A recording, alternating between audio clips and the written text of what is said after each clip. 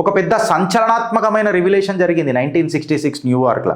ఏం జరిగిందనంటే ఈ సిఐఏ ఈ మిషనరీల రూపంలో న్యూయార్క్ టైమ్ రిపోర్ట్ చేసింది ఏందనంటే డీప్ కవర్ ఏజెంట్స్ని మిషనరీల లాగా పెట్టినరు.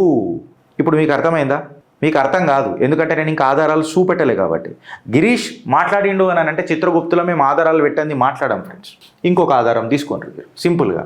1966 the New York times ran a major series of the CIA packed with revelations. Among them was the disclosure that deep cover agents routinely massacred a businessman, tourists, scholars, students, missionaries on charity workers. అంటే మిషనరీల రూపంలో ఏజెంట్లు వచ్చిండ్రు. ఆధారం మీ ముంగట వాస్తవం. 1960s నుంచి 70s తీసుకొని చూస్తే అమెజాన్లో ఆపరేషన్స్ చేసిండ్రు.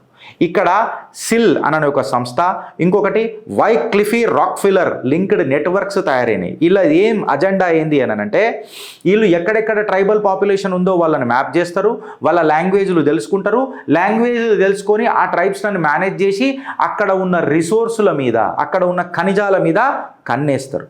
డౌట్ వచ్చింది కదా? చాప్టర్ 2 ఆఫ్ సిల్ మీరు గూగుల్లో కూడా కొట్టురు, మీకు వస్తుంది.